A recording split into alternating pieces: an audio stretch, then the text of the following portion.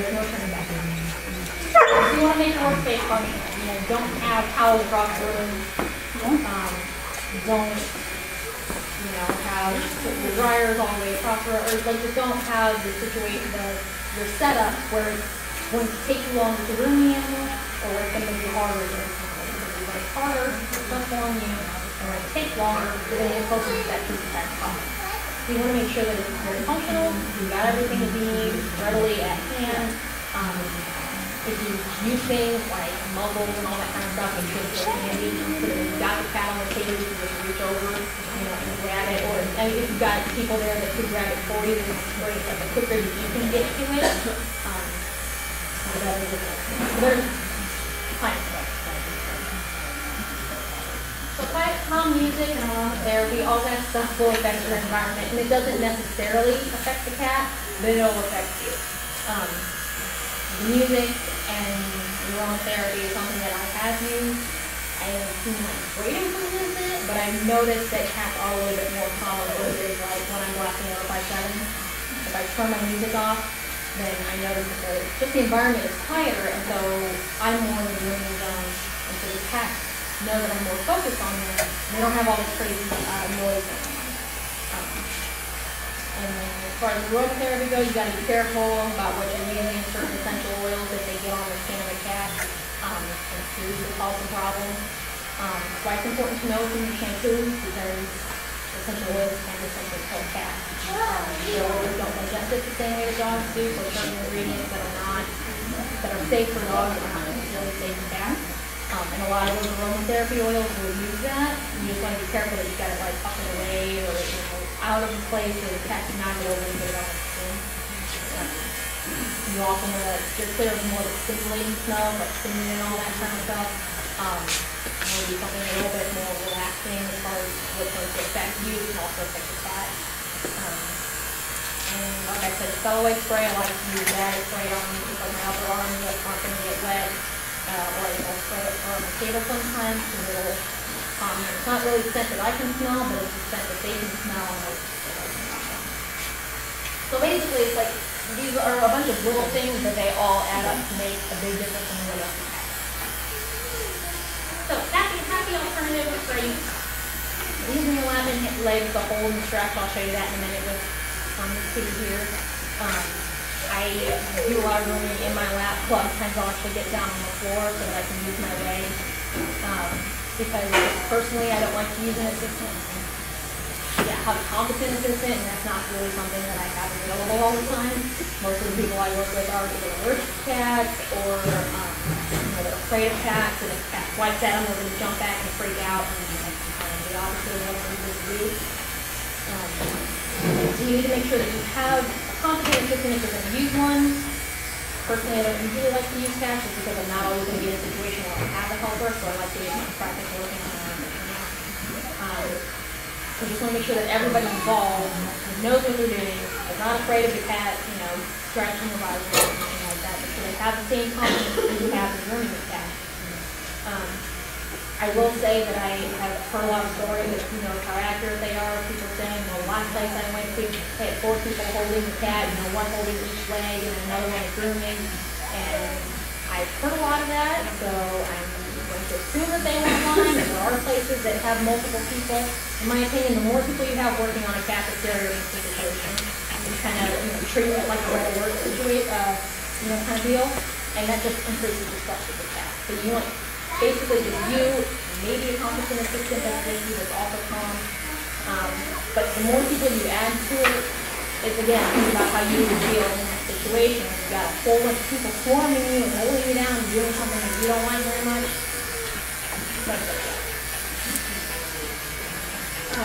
So limited bite protection. I use a lot of struffing. Depending on who you talk to, it's a iffy topic. Some cat owners are more, they don't like to do the struffing. Personally, I don't find a problem with it. You do want to, again, gauge how the cat reacts. Some cats will get really angry with struffing because they feel immobilized. And so that makes them on more alert. So sometimes when you struff a cat, they'll get really angry. And you'll have more problems than what it didn't, so I try to avoid it, but I don't do use it as means of controlling my head.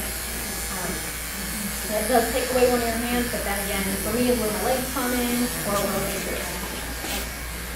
Towels also work really well for bite protection. If you've got a more shy cat, draping a towel over the head will make them feel secure. You might have an easier time. A lot of times wrapping the towel in the way that the bathing bag will kind of wrap them up.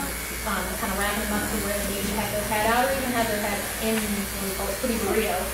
And then pull out each leg and you can trim the nails like that. Just to kind of keep them still. It's also very good if you've got a cat that's gotten loose, it's running all over the place, throw a towel on them, and a lot of times they'll just kind of like freeze up and maybe you'll sleep them up and get them back necessary. Soft paws are an excellent scratch protection that I preach more than anything else. I've heard of doers like wrapping the feet in vet wrap. Hopefully you don't do that the whole time because you're not going to get those paws clean and they're getting litter and that's really dirty. And then it's also just kind of away and you're not going to be raining, you're not going to get dry. But soft paws are great. First you can upsell them, charge a couple extra bucks for however many paws you need to cover. And they're very easy to get on. You have them all ready to do. It's scrub the cat. If you've got a helper, just kind of mobilize them with a towel or whatever. Trim the nails real quick, put those soft paws on, and then they're basically just they're just if they want to, keep going at it, they're not going to do any actual damage. They're great for preventing pressure and you just put them on the back stage. Not necessarily. They're not going to stay on without the glue. Because then they have to have it. Some cats do have to have it because they do get more aggressive scratching and that if you want to have it, that might be something to consider. I've never really had to do that. I've seen other girls again who have their skin. Personally, it scratches all up in my arm all the time, and I'm like, but some people are a little bit more sensitive to it. They don't like their arms being all scratched up. Or they're more worried about bacteria or whatever. And that's actually the first thing I do when I do grooming a cat is trim the nails. I think that's something you want to make sure that you do. And if it's a cat that has issues throughout the whole thing, go ahead and trim those nails and put the soft paws on the whole time. You can bathe the cat afterwards. It's actually better to do them before the bath. That way you can wash off any of that fluid. But if you've never put them on, they're very easy to learn to put on. You basically just come to the nails, put a little bit of glue in them, and just put them on over, and then you just cover the nails with like a little bit of they generally stay on 6 to 8 weeks, so they need to be replaced quite regularly. When you're getting the nails are growing faster, then you replace them a lot more than that. Yes. And then keep it on the clock. Yes. Some cats will do that just because they don't like the feeling on it, feeling of covering their nails. Try using a little less glue, because you really only need a very small drop at the very tip. It only needs to hold it on to the tip. It doesn't get glue with it. So just try a smaller amount so it's maybe not so tight, or that maybe not getting glue all over the paws, because if it's just covering the nail, then it's less likely to irritate them. But their nails can still retract. They don't have any problems. They're completely safe to use and they don't bother them. Some cats will have a problem, but if you're doing it for a cat that needs some sort of scratch protection, it'll keep it on long enough so it's ready to finish, and then maybe you'll go home and tear them off. But that's not going to, you're going to at least get through the worst. Other resources, National Cat Groomers Institute of America is who I'm certified with. I highly recommend them, and I highly recommend them because they're very expensive. But if you can't afford to do that, she does do regular clinics at shows. She does a lot of presentations and seminars and stuff like that. So if you're ever at a show, you'll definitely want to see if Daniel Groom has any seminars going on. She's very good as far as handling goes, dealing with those friendly cats. And making sure that the groomer she teaches has that confidence in the groomer. And the other one is the Professional Pet Groomers Association in America. They have a different philosophy than the National Cat Groomers Institute. They're better at dealing with the more aggressive cats and sort of, get it done without any issues happening. Professional Cat Groomers Association is a little bit more soft in their theory. They emphasize more on getting the cat to trust you, being more gentle with your handling. But in that, unfortunately, some of the quality lacks, as far as the grooming goes, just because they will stop, earlier on in the process than the others will, because we have been more stressed out. Both associations for different reasons, so you can decipher that yourself. But they're both very good resources. Kim Reinson is the president of the second one. She also does seminars and stuff around at shows. Both of these ladies are available on Facebook or by email. I think Daniel German actually won't have anybody she hasn't met personally, so I'll probably try her through email first. Once she reaches her email, she's very open and accessible to you. Kim Reinson is also really nice and very informative. They're both seasoned cat groomers that know about the cat grooming group on Facebook. There's lots of grooming groups on Facebook. If you're not a member of them, I remember like on Facebook it has millions and millions of people. The cat grooming group specifically, I'm actually a moderator of it, so if you go home and you add, try to get into it, I'll go home and I'll check and add it. But they're a great resource. You can post questions. There's lots of really seasoned cat groomers. There's lots of cat-only groomers on there. You have a lot of really good information to share if you have questions. And then the other thing I'm going to plug is the Cat Grooming Symposium. This is kind of a new show. Me and a group of other very fine ladies and cat groomers are trying to organize a cat-specific trade show. We want to get, like a weekend of cat-specific seminars and things. We'll have, cat-centric products, like at the trade show and all that kind of stuff. Right now, we're piggybacking on the AKH Backer Show in October, and that's going to be our first thing. It's going to be a two-day seminar deal. I'm not sure how much it is. I know that they just started registration. But I will be speaking at them and doing a skinning coat lecture along with Pearson-Sertzel and Mary O'Clindo. And we do cat safe products, basic on skinning coat care and all that kind of stuff. And then also be doing a breed requirements and style seminar. Where I'm going to go over all the most popular breeds and their grooming requirements and then how you can translate that to pet groom. So it's basically the same stuff. They all have breed standards. They all have requirements that their show grooms required to make their breed look the best. You can translate that into your pet groom. So that's in October. That's a great resource. We've done a lot of really good cat groomers and cat brewers. I don't think it's one. But we're going to have 2 days of seminars and going to be lots of all cat-specific information. So if you're able to get out there, it's great. And that's it for that. What's this cat's name? And how long have you had Toby? About a year and a half. How old is he? So he was about a year old when I got him. He has paws, all teeth, all paws.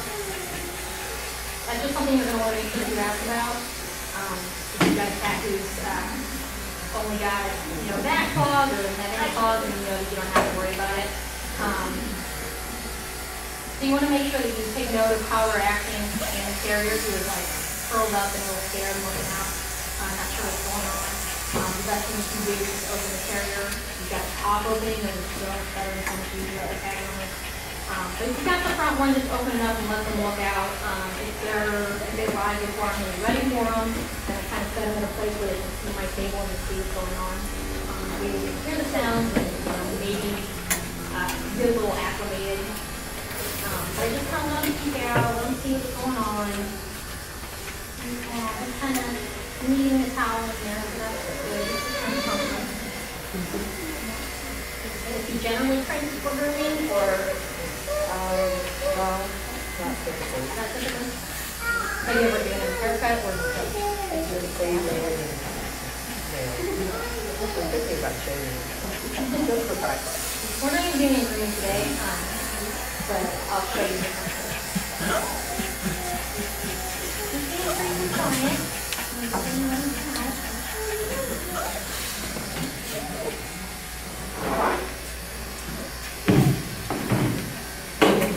And definitely get the carrier out of the way out of sight, because a lot of cats will kind of drop back into it because they know that's a safe place. If they go back in there, they know they're going home. So it'll be, trying to get into that. And you want to make sure that you don't have that inside the way. The first thing that we do is, had I not asked her, we do check, make sure the leg after the nails. Just kind of spray when the cat close to your body. A lot of times is enough to keep them calmer. Usually they don't have a problem with touching their feet. If they do have a problem, we want to make sure that you have just up here just petting them, and that way if they get a little crabby, you can grab the straw. The best is doing it on faces. Lots of butt scratches, lots of cheek scratches. You want to do a lot of times on the face. Sometimes you have everything off. But those, you have the oil glands in the cheek that will secrete kind of marker. So the more petting you do around the head, the more your hands are going to smell like them, the more comfortable it can be. So we'll pretend like we're going to do a haircut on them. Generally, I start the day to the tail between that on the product. You can pretty much start anywhere. I find usually around the tail and the rear end is going to get crabby. So I'll kind of start at the base, work my way out, and then go back to the tail. I will leave that process for the last part. You want to start and end the grooming process with good stuff. So always petting. If he was being more aggressive, if he was kissing or anything like that, then I would probably be putting more on the back of his head. Keep my hands on vibrating. It's kind of the same as dogs and like that. That bite zone that you want to keep out of. If you're not, I'm talking about that. He's doing pretty good, so not too worried about it. If you got a cat like this who's a little bit more wriggling and just like walking around the table, then that's a good thing. He's not really stressed out, which is good. So he would have an easy time as far as that goes. With cat personalities, certain cats will not like a clipper, and they might be acting like this. You can get the clipper home and flip out. And they're sensitive, their skin is more sensitive. And so we put that vibration on there. Essentially, it's going to live through that. You'll see cats that are having no problems with the bath or the blow dryer or anything like that. They're going to go through the haircut and have a problem. Those are the clients that we want to tell come in more often and we'll do that. Cats really should be groomed on themselves. 6 to 8 weeks for long haircuts, maybe a little bit longer in the for short haircuts. But it's really recommended that they get bathed that often just because the oils on their skin, they get matched just like in normal animals. And for that type of personality to really quickly bother them that much, you don't want to turn it into a whole fiasco or, getting extra people to hold the cat down just so that, the owner doesn't have to deal with this part what you do. So getting them to come in more on a regular basis just to do the bath and blow drying and brush out and all that kind of stuff. It's a process that they're more comfortable with and it makes them, more pleasant experience for them. We don't have to worry about it.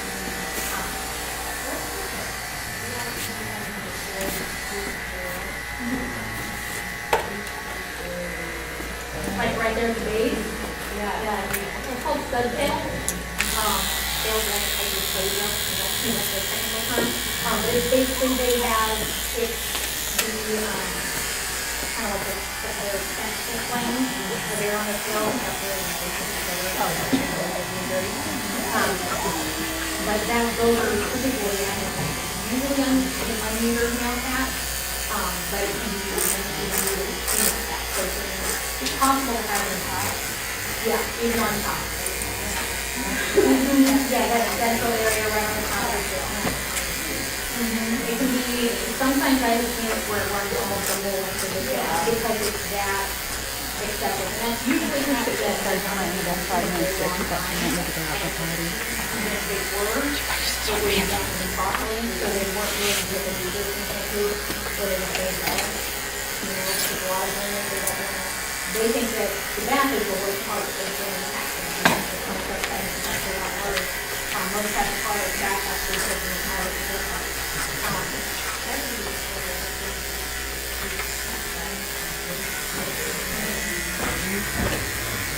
Yeah, it's really hard, and sometimes all you can do is and then put either a cornstarch, a talc powder, or some kind of powder on that area, kind of scrub it up with some kind of comb, kind of give them absorb some more oil, and it basically comes again, and that's really what I do with that.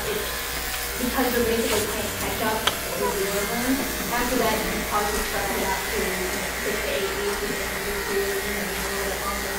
But because you're basically playing catch up, you're not being groomed as often as other expenses being properly more before, it's going to take more rapid, phasing. Another trick, if you notice that before the bath, it's really good to put the shampoo directly onto the coat first. Before you come in and start scrubbing up the cat while it's still dry. The degreasing properties and those shampoos will work better when you put it up.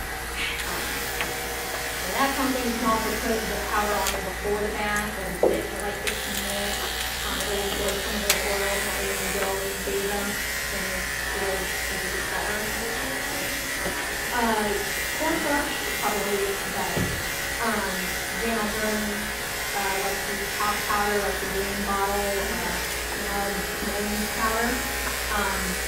But talc powder, like I use it very sparingly, just for doing that freezing school, and for over a year ago, I still have most of it left. I use it very sparingly for situations like that. I try to leave it in because they have really nothing to done to it. So I recommend cornstarch is probably better. That's a manual powder.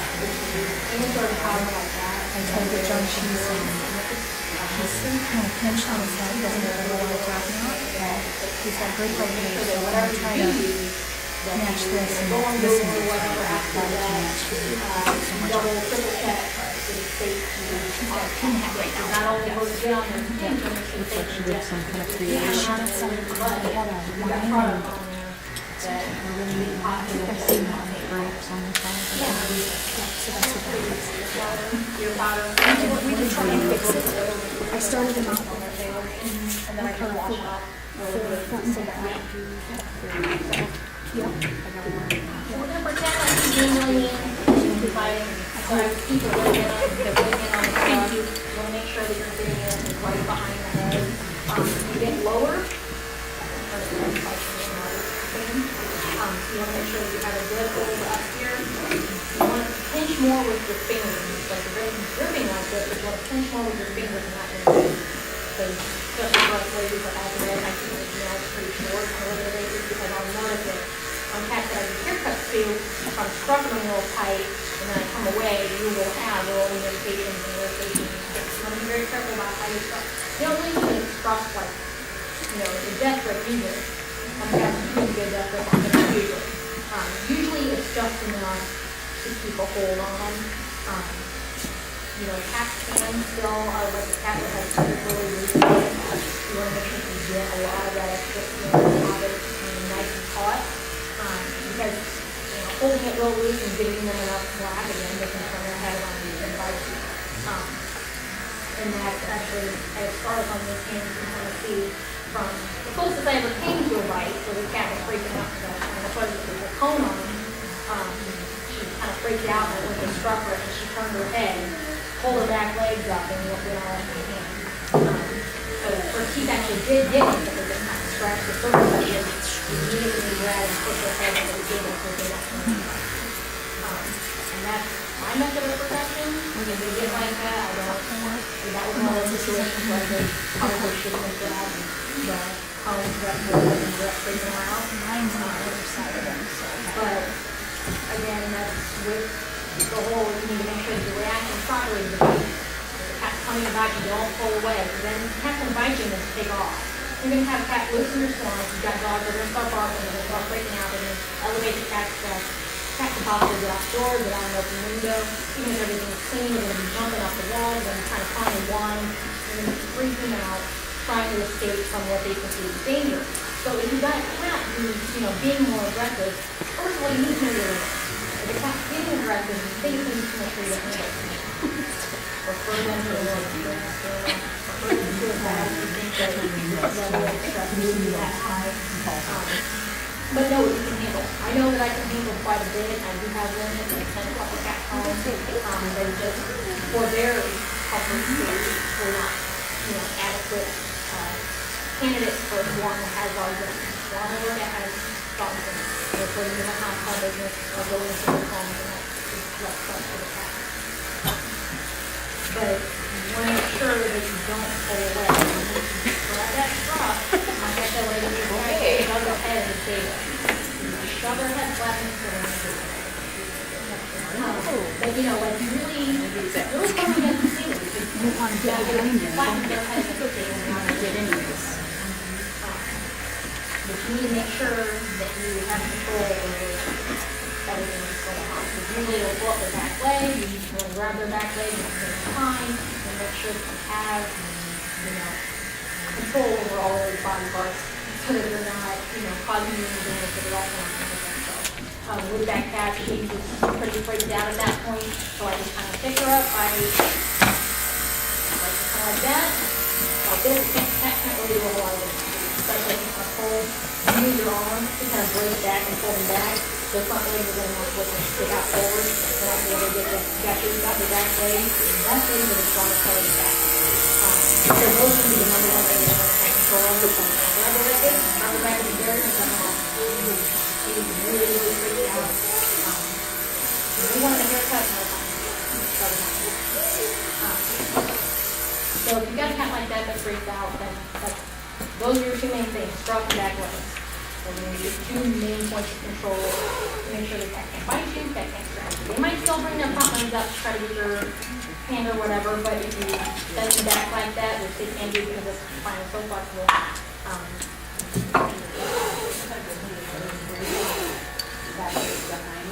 yeah, I generally go under and behind, and I make sure that I get that, the corner of the box. That I'm holding like that. I usually have a finger back there. I just kind of support. Exactly. And even if they do, I've got my hands on it. And generally, you don't have to hold very tight. It's another one of those things where you can scrub, you can hold. You don't have to do it very tight because they're really flat. They might still fight you, but you can still hold on to it. Very common.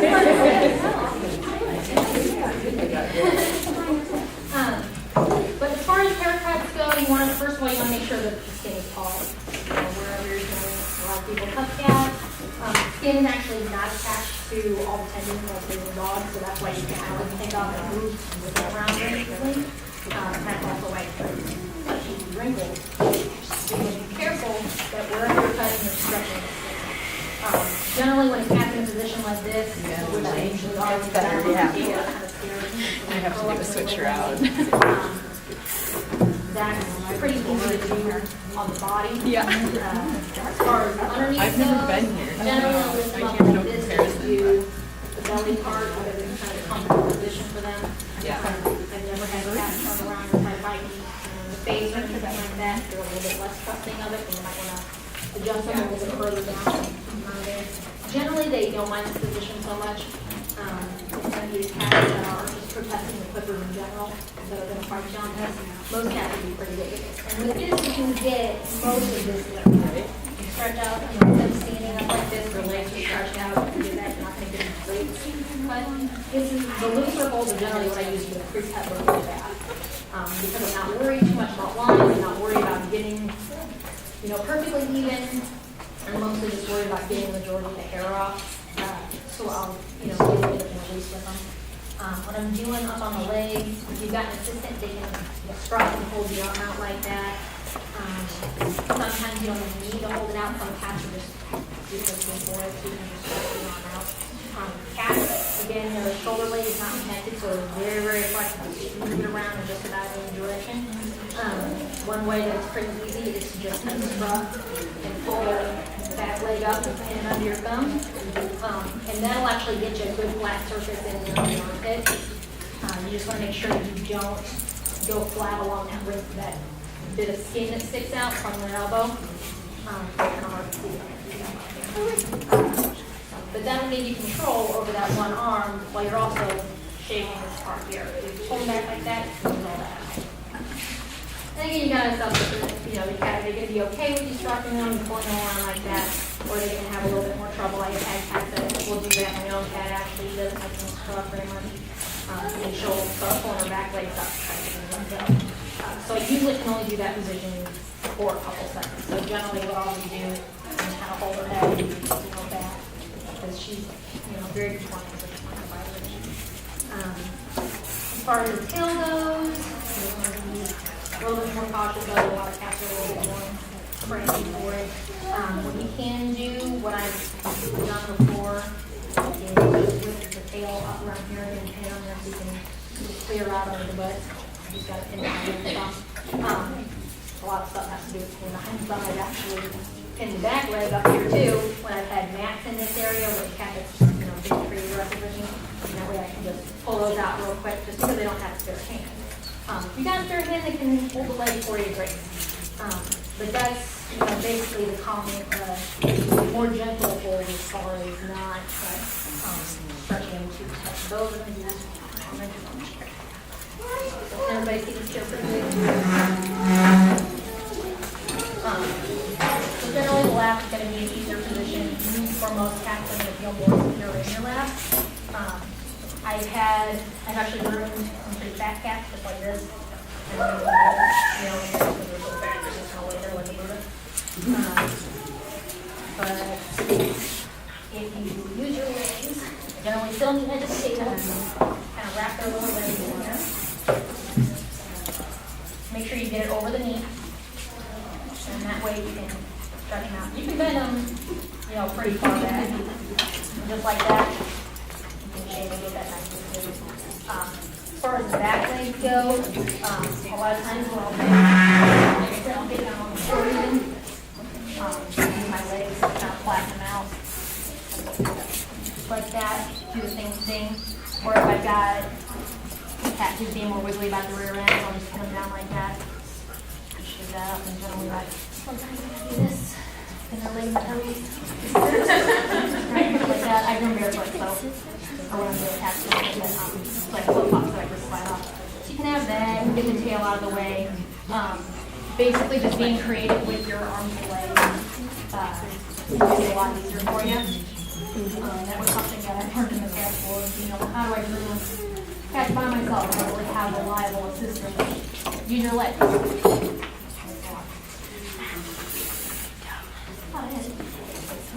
Do you use the blow dryer on them? Well, it depends on the cat.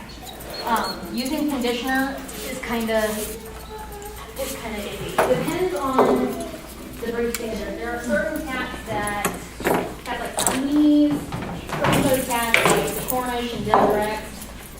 They need those natural oils to keep their coat laying flat. And to keep that natural curl. So those you don't want to use a degreasing shampoo on, and those you're going to want to use a conditioner so that their coat lays flat like that. Generally speaking, no. Just because you feel a bit static. Because I don't know, I'm kind of doing research on that right now just because of the whole, because that's generally what we've been told and taught is because cats are so greasy, you always want to use a degreasing shampoo and then no sort of moisturizer treatment afterwards, no conditioner, no moisturizing shampoo, no oatmeal shampoos, and then no sort of like sprays or anything like that. But then you've also got the school of thought in the dog training world that when you use degreasing shampoos, it causes them to react, their body to react and get over oily like you're just sort of earlier. So that's something that I'm actually kind of doing a little bit more research on right now to see if maybe that's something we have wrong. So, I mean, it's undeniable that cats are greasy, and that the degreasing shampoos leave their coats, you know, nice and fluffy and clean. But it's just, I'm just wondering, and I'm trying to get some more concrete facts and facts and resources like that as to whether or not that's the best treatment for the coat. Obviously, it can look more beautiful, but not highly. So I would say no. The general practice that we do now is generally not. It really depends on the breed as far as what look they're going for. But generally, I don't use conditioners. Doesn't get the degrease. Once you get the grease off there, you'll notice that the coat doesn't separate anymore. It's a lot fluffier. It's a lot softer. So you can tell a difference between, you know, a cat who is a little bit greasier versus a cat who's, you know, clean. But I can't give you a definitive answer about that. Now, is it true that, you know, cats with flaky skin, that means they're extra greasy? Yes. Okay. Yes, that has been my experience. What I was taught in the school too. And that has been, I've proved that in my own practice from what I've seen. When you get a dog that has dry, flaky skin, we recommend like exfoliating shampoo and like moistening shampoo. That's going to get rid of all those dead skin cells, and that's going to re-moisturize the skin so you don't have that problem in the future. The cats, it's a little bit different because they generally don't have the dry kind of skin, which is very interesting since they're desert creatures and don't drink a whole lot of water. But they don't generally come up with dry skin. Basically, what skin flake you see flakes on a cat and it's got that dandruff, usually it's the result of not being groomed enough.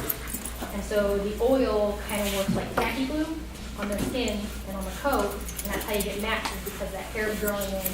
The loose hair is not shedding away because it's stuck on the oil, and then it creates mats. And it's the same thing with the dead coat or the dead hair, dead skin. So you've got the dead skin flaking off like it does naturally, but it's not being shed away because it's stuck on the hair with the oil. So generally speaking, a good degreasing bath will help that. Sometimes you can't get it away in the first bath. It's a lot like the subtail issue. You got to do multiple baths, sessions, 2 to 4 weeks, until you get that problem under control. And then usually you can stretch it out again, and then you'll have that. Yeah, I mentioned stuff with nutrition. Yeah, that too. That will definitely affect it. If the cat's, you know, that kitten Poodle, then you're going to see some health issues. Just kind of down to what cats, I don't know if somebody is aware of it as dog owners. Yeah, dog owners are getting more aware of it simply because of all the recalls, and they're mostly focused on the dog food, but a lot of people don't realize that the cat food is also lumped in there. Cats are, I think, more hardy just because they're not as reliant on people that can just more food and not have as many issues, but they are also more sensitive to certain ingredients. So you need to be careful as far as what you feed them. It will affect absolutely the coat. It will affect the amount of oil you buy, it will affect the shampoo you do, it will affect what it's on the do. And generally you'll see more of that, not even necessarily low quality food, but in general with dry food. Wet foods are always best for cats, because like I said, they're desert animals, so they don't have that dry. So they're not going to throw the water in there. They are used to getting that from the sweat, so they'll lap up all the blood and all the gut and all that stuff. It's still an animal. So they need wet food in order to maintain that moisture, and that internally will affect and so usually putting them on better food, putting them on wet food, will see less problems. So you're just very good. What weight? I always use. Yeah. I mean, well, I say I always use it, but I don't always use it. There are cats where, because I was taught at the school to do a 10 in reverse, and that's generally what I do. Because, well, with a healthy cat that has a good thick coat, you're not going to have this problem. It's going to be a lot easier because you're going in reverse, so you're not going to have the back brush, make sure you can put the feet in. You're going to get the lines on the arm, Busted mine. the tail and the neck, you're going to get those Throw it back at you. more even easier than you would with going with a brush. But generally, So I just dropped it on that's the the problem. Yeah, that's does it frequently. So it's not as bad of an it's like it's not an irritation like it would be necessarily with a dog. But there are some cats that aren't as healthy. They have, particularly I've noticed on their, like on that little area around their spine, kind of like the giant area, and above the tail, some of the coat will be thinner. And if I did a 10 reverse, they will get bald there. So there are cats that in just that area, I will use a 7 in reverse, or I almost always use some Bravura to do haircuts with. So I'll knock it up to the 9 and go with the growth on that area. And then I'll knock it back down to the 10 and go with the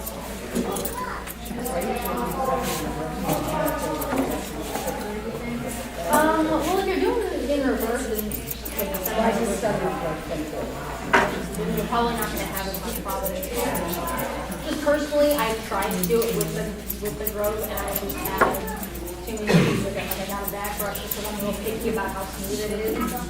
So I have issues with it. I know there's other groomers that can get really smooth finishes when with the growth. Yeah, I mean, some cats can tolerate it, some, or, you know, as far as looks go, it looks okay, some cats it doesn't look okay. So, I mean, I do know a lot of groomers that will do 7 like all over, and they'll do going beyond it, and on the front of it, that's not something I'm confident enough, you know, to do. I've not seriously cut a cat. I've once cut a cat and it was very, and that's, you know, with that doing 10 area of a healthy cat. So I can't imagine setting personally and like having problems. But I do know groomers who do. How they do it, I don't know. I've actually found that the show it blades or management, the teeth are so much closer together for 11, for 7 up to 4. I actually have one I do a 5 reverse, but I will only do it with the show edge blade because the teeth are so close together. And it comes out smooth because she wanted it smooth, but not short. With the teeth close together. Well, I might check that out then. That's essentially what makes 7 blade more dangerous is because the teeth are wider apart. And the skink can get in through a 10 of a particular cat, so that's why it's so important to stretch it out for that. But if the 7's got good teeth, then that's definitely. I saw there in the pet catalog, they're coming out with a new blade. I haven't had any experience with them. I have asked people like what the difference is, and I think they use like a different kind of metal. So like a lot of people have issues with their blades getting really dull. You know, they get 1 or 2 casts and it's done. Yeah, I've read that cat hair results in different rates or something. Yeah, it's something like it has something to do with that. Because the different metals cut the hair differently, and so blades that are meant for just dog hair, just like you wouldn't use them for people hair, and they have different blades for people hair than dog hair. It's kind of the same deal. You want a different way than you do some cats. Like I said, I almost always use my Bravura. So I've not had any problems with that. I keep it very clean. I can generally get 6 months at least out of one of those blades. So yeah, if you don't drop it, it don't matter. But generally, if you don't like if it's still able to snap on. So I would say I generally do 10. Probably. Ever do an open shampoo in a cat? No, because the moisture they would add back on, they would add natural oils back on there, and because of the way that you want cats to look when they're done, you want that coat now to separate and it's like pulse. Generally, another way you can test is on a cat's back, you can run your hand against the growth, and if you run it up against there and it stays like that, you got a lot of oil on the skin. Like if it's kind of like silly putty, you just kind of run it forward and it still kind of stays in that position, then you got the oil on the skin. So that's not the way you want the coat to lay. So you would generally do just an infusion shampoo. And most issues that cats have on their skin can be corrected with infusion shampoo, but it really depends on what they have. Because the only reason to really go, with an oatmeal shampoo is if you had a problem with dry skin or whatever. And then in that case, you really want to assess, is it really dry skin or is it just flakes that are stuck on the skin because the cat's too greasy, which is the opposite problem sometimes on the skin. So, probably. You also want to be careful because a lot of oatmeal shampoos have other ingredients in there that are set for moisture, and a lot of those ingredients are not good. what you're using. Make sure you know the ingredients in the products you're using, and don't necessarily trust the label. A lot of them don't know that when they label it, safe for cats or safe for dogs, they don't necessarily have to actually test it for cats. There's no sort of regulatory board that makes sure and tests all these things. It's completely up to the company. It's not regulated by the government yet. So they can, it could be as little as they just Google the ingredients, seeing if their, percentages were too high for a cat, or it could be that they tested it on their own cat and the cat didn't die, so they said it's okay. It could be that they actually did a study, but you really don't know unless you actually ask the company or ask directly for the ingredients and do a little bit of research yourself.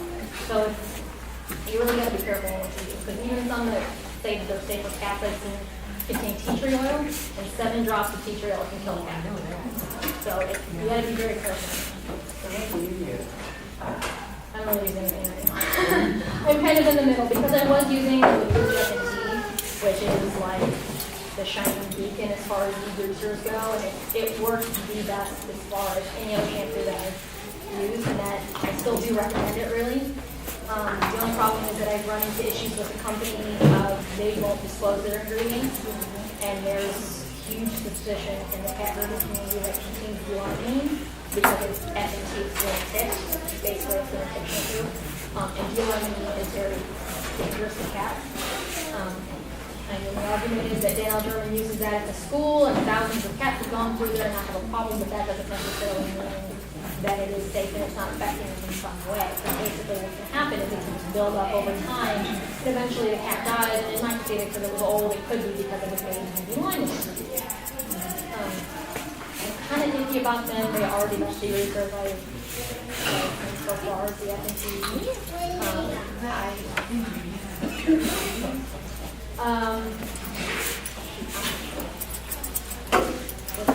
Well, it's an enzyme in your liver that can't necessarily digest, certain ingredients. So once it's absorbed into the skin, and your liver goes through to digest those things, and they don't have all the enzymes that we have, so they can't digest everything, so we can digest through the dog. I'm not sure exactly where I found the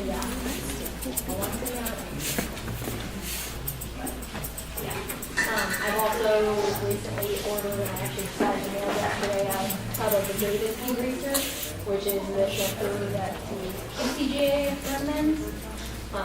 And they do disclose their ingredients, and I've seen it, and it's not, from what I can see, it's not too bad, but I have not actually had a chance to get it.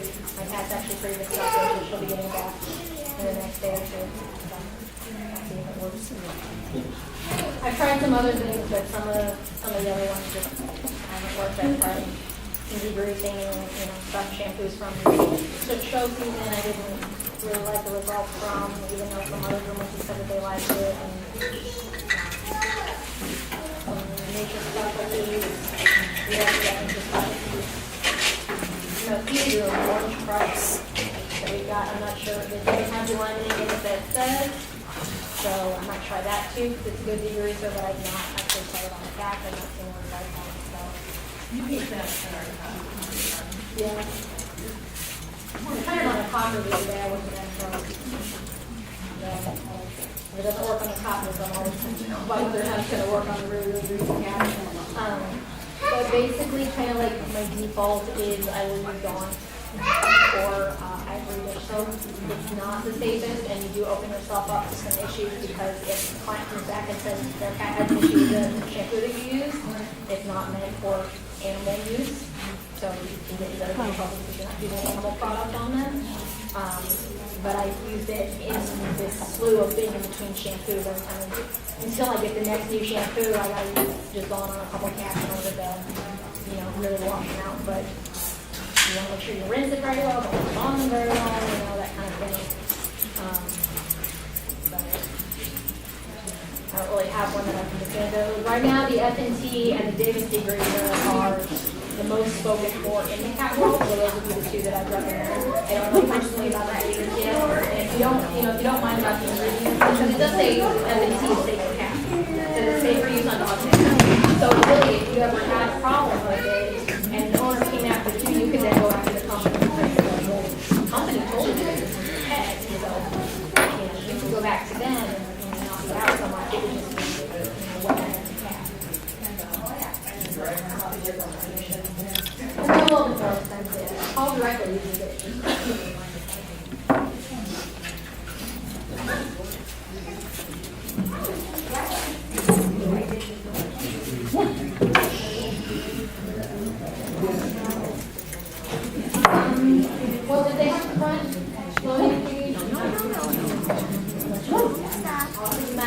grab my own cat out. You can't. Not very well, you can do that, but I don't recommend getting the sulfur. Be nice to them, please.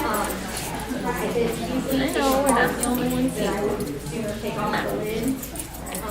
A lot of cats, they don't like to be dumped.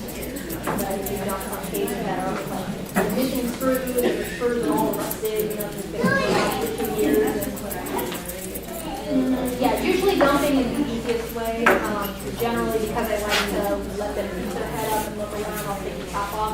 You've got like a top floating one like this one, or like the blue ones that have the cage part on top too.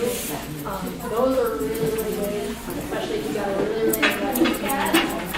They in the cage, you might think that can touch that cat, or it's okay with us taking that. Get in the hair. A lot of times you can take the whole carrier, put it in the tub, holding down in it, and getting wet. You're in it. They go from being like, you know, ready to fight you to like, unwet. You know, so then you can pop it open, take them out, scrub them down a little bit, and, you know, take them from there. A cat that you might not have been able to touch before, now you get it back. So the top opening Let's see if you can get this sticker, or is it completely trash? I dropped it on the floor. I think it's busted. It's kind of the same method as the cage, but you're not doing the whole process. You're just using it real quick. Oh, I'm not throwing it away. I'll take it if you want. I have spray bottles. Just not with me right now. And a lot of times if you wrap them up in a towel afterwards, then you can turn the nails real quick, throw them in. No, I just see if she could get it to spray. All turned off for it. It's a lot better than Davis scissoring spray. So it's not really a modifier at all, just an anti-static. Well, that's the main thing I'm dealing with right now. Because once you do this, His coat's just, it's going to be floppy no matter what. So. Those are the genes speaking. That's what it is. Like it hard.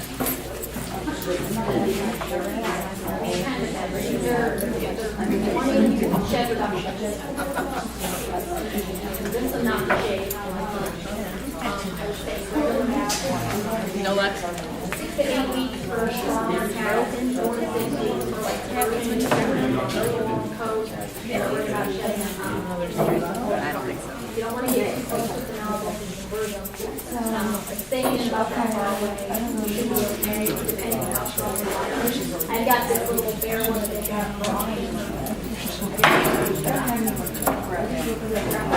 that's the one that I use and I tote around my house all. And it works pretty well. I don't dry cat. Something's thrown out.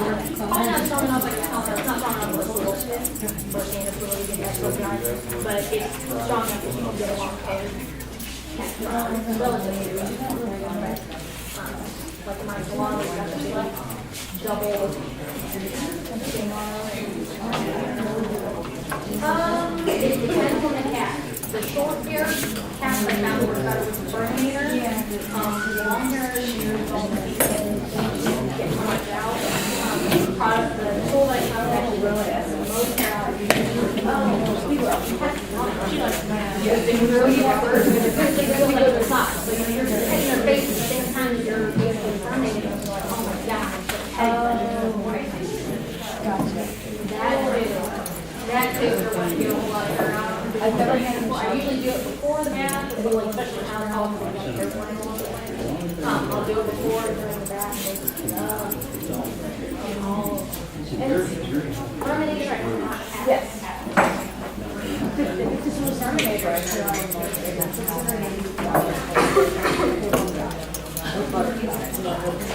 you got generally the only brush I usually get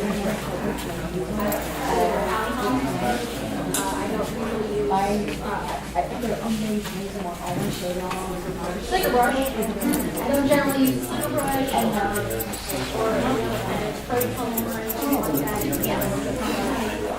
Long and short hair cats. Like I said, what you're basically doing out there getting all coated out. I'm old school.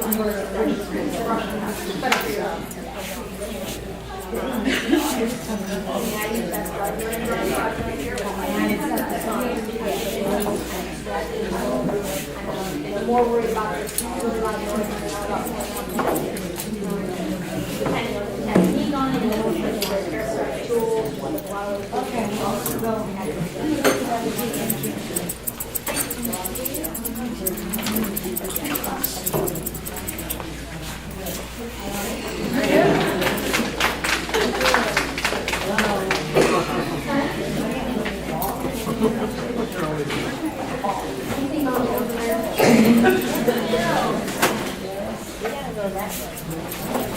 We're gonna do the first raffle, guys, if you wanna get your tickets out.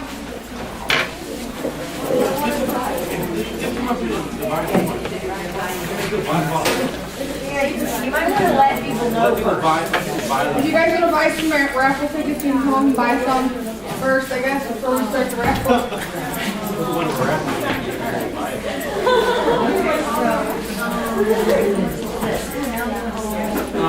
That's fine. Oh, yeah. Did you get 4? Over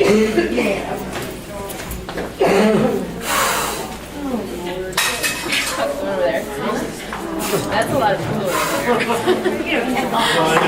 Sorry. I know it's migraine. I'm sure. No, I just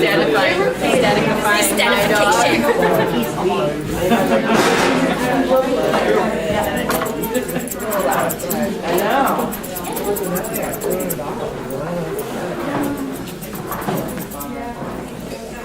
Thank you. Yours? How much time is that? It's 10 after 1 right now, so we got about an hour and 5 minutes.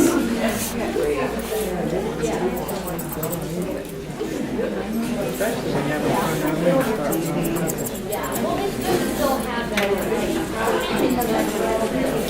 2:15, I thought.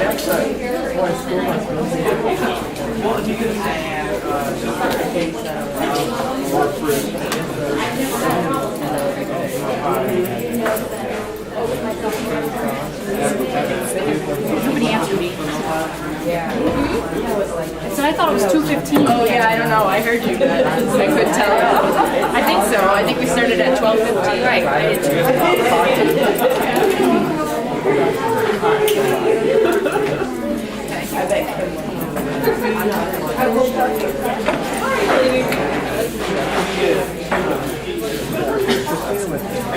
One of my friends another part. It's like she called me one day and she said, everyone wants to feel, and then I found together with that. Or give me that. So horse and Everybody else want to grab a ticket before we start? Let's bring it holding in mind, guys. Let's go. Somebody else doesn't sound like you. I'll take them.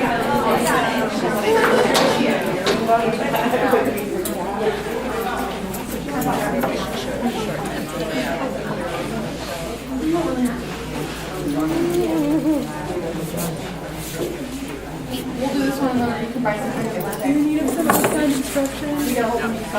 I'm fine.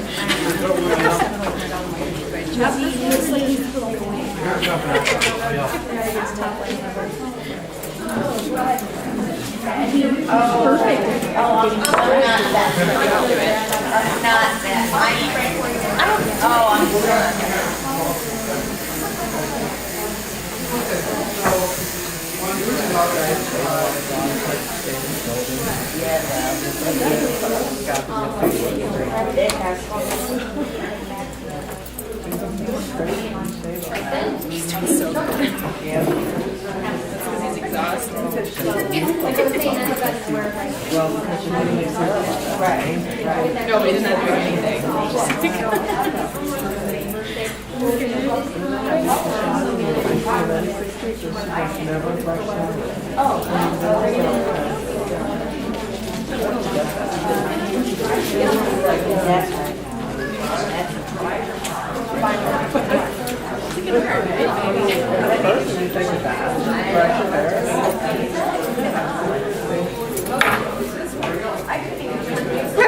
Oh, you're fine. Drama. You gonna tell your mom on me?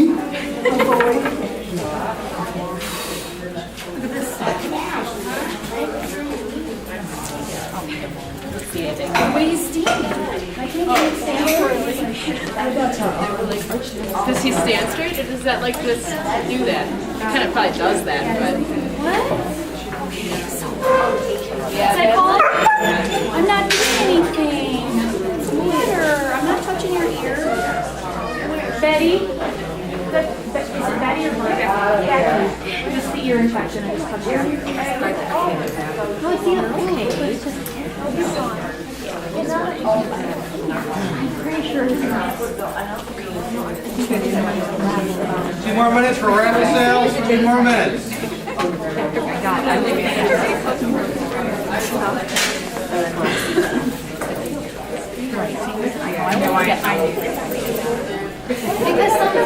Because you misconstrue things.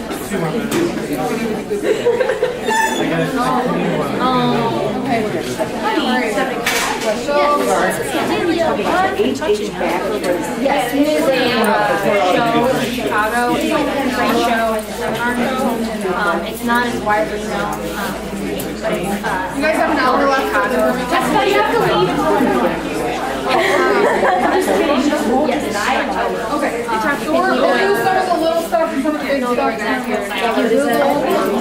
Yeah, BACKER. If you just Google that, it should take you to the link, or you can go to the cats and For a little bit. and it'll take you right to their cat show.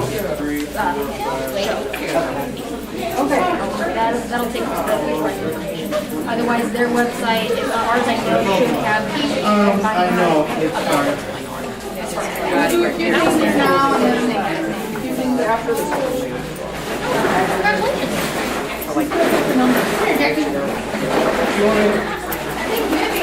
for you. Maybe you want to pick a number? So pick 4 at a time. Alright, we're gonna do. Okay. I'm sorry. Yeah, keep it a little cold. Whose ticket is that? Yeah. It's a you've seen the chips in the drink. It's pretty I want to wait to open that. because it's sort of There's one ticket. turkey's here. You're what? Oh my god.